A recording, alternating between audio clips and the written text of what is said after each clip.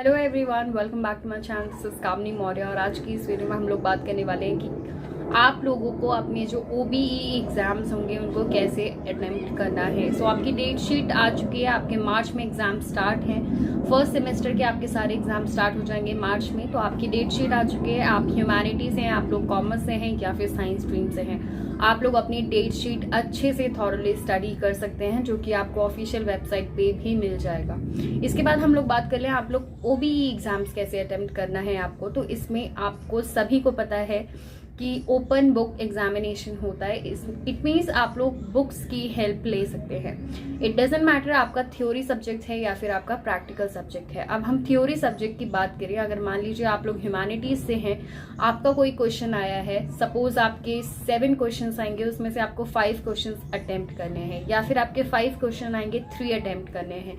तो ये वरी करता है कि क्वेश्चन पेपर कैसे डिजाइन किया जाएगा। तो आपको ऑप्शंस भी मिलेंगे, बट आपको हमेशा जो स्टार्टिंग करनी है अपने क्वेश्चन पेपर की, आपको उसी क्वेश्चन से करनी है जिसमें आप लोग बिल्कुल 100% श्योर हो कि आपको इसका आंसर आता है।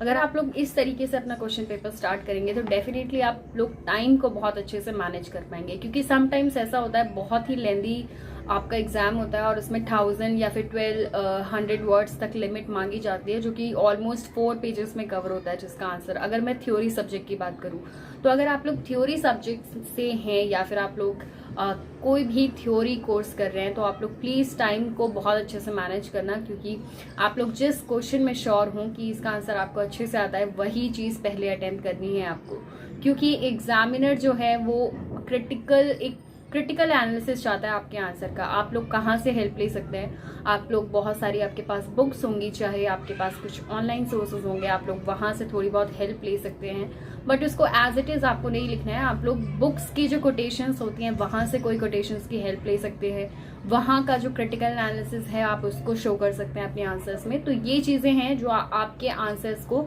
इफेक्टिव बनाती हैं, तो ये चीज़ आपको बिल्कुल नहीं भूलना है। अब हम प्रैक्टिकल सब्जेक्ट्स की बात करें।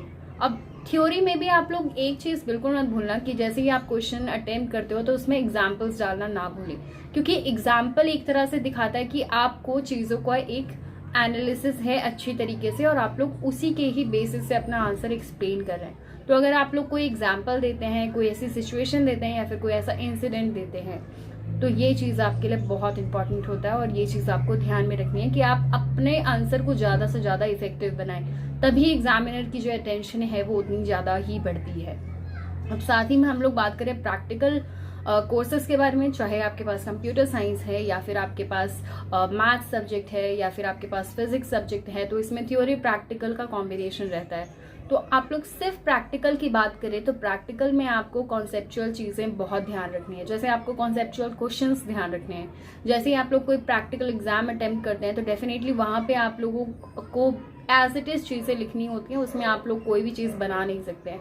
तो आप लोग ध्यान रखना कि कॉन्सेप्चुअल चीज़ों पे ज़्यादा ध्यान दें, कॉन्सेप्चुअल क्वेश्चंस पे ध्यान दें। ये आपको मटेरियल प्रोवाइड किया गया है आपकी ऑनलाइन क्लासेस में, आपके टीचर्स ने प्रोवाइड किया है, या फिर आपके पास कोई ऐसी बुक्स हैं तो प्लीज़ आप वहाँ से कॉन्सेप्चुअल क्वेश्चंस को प्रिपेयर करना बिल्कुल स्टार्ट कर दीजिए। आप लोग लास्ट ईयर के पेपर करना बिल्कुल मत भूलना। ये स्ट्रैटेजी मैं आपको इसी में ही बता रही हूँ, क्योंकि आपके जो एग्जाम्स हैं वो इसी बात पे डिपेंड करते हैं कि आप लोगों ने कैसी तैयारी की है। तो अगर आपने लास्ट ईयर के क्वेश्चंस किए होंगे तो डेफिनेटली आपको जो एग्जाम पैटर्न है वो बहुत ही आसान लगेगा। अगर आपने एग्जाम्स की तैयारी इस स्ट्रैटेजी के साथ नहीं की कि आपने लास्ट ईयर के क्वेश्चन पेपर्स नहीं किए या फिर आइडिया नहीं लिया कि कैसे क्वेश्चंस आने वाले हैं, तब थोड़ी सी डिफिकल्टी आपको हो सकती है। तो आपको वो क्वेश्चंस पहले अटेम्प्ट करने हैं जिसमें आप लोग बिल्कुल श्योर हों, और वर्ड्स लिमिट आपको ध्यान में रखना है। जितने वर्ड्स में पूछा जाए आपको उतने वर्ड्स में ही आंसर देना है, ना कम होना चाहिए ना ही ज़्यादा होना चाहिए। साथ में अगर आप लोग अपने क्वेश्चंस में एग्जाम्पल्स डालेंगे या फिर उनका एनालिसिस डालेंगे, अगर थ्योरी की बात करें तो बहुत ही अच्छा आपका क्वेश्चन रहेगा, और इसी के ही बेसिस पे जो आपके मार्क्स हैं वो भी डिसाइड किए जाते हैं कि आपका आंसर कितना ज़्यादा इफेक्टिव है। तो अगर आप लोग उन इंसिडेंट्स को, उन एग्जाम्पल्स को या फिर उन चीज़ों को आप लोग अपने क्वेश्चन पेपर में मेंशन करेंगे जो कि आंसर को इफेक्टिव बनाता है, तो डेफिनेटली आपके आंसर्स बहुत अच्छे होंगे और आपको लगभग अच्छे खासे मार्क्स आपको मिल जाएंगे। 10 मार्क्स का या फिर कम से कम 15 मार्क्स के आपके क्वेश्चंस होते हैं जो कि आपके एग्जाम पैटर्न में होंगे। ये 12th के बाद फर्स्ट टाइम ऐसा पैटर्न होता है जहाँ पे हमको बहुत कम क्वेश्चन मिलते हैं, बट उसकी जो वर्ड लिमिट्स होती है वो उतनी ही ज़्यादा होती है। तो अगर आप लोगों को 1000 वर्ड्स की लिमिट मिलती है तो आपको 4 पेजेस में अपना आंसर कंप्लीट करना होगा। और इसके लिए बहुत ज़रूरी है कि आपको चीज़ें आपके टिप्स पे हों, जैसे कि आपको कोई भी एनालिसिस पढ़ा है आपने, कोई भी क्रिटिकल थिंकिंग है आपकी किसी भी टॉपिक को लेके, तो वो चीज़ आपको वहाँ पे मेंशन करनी है।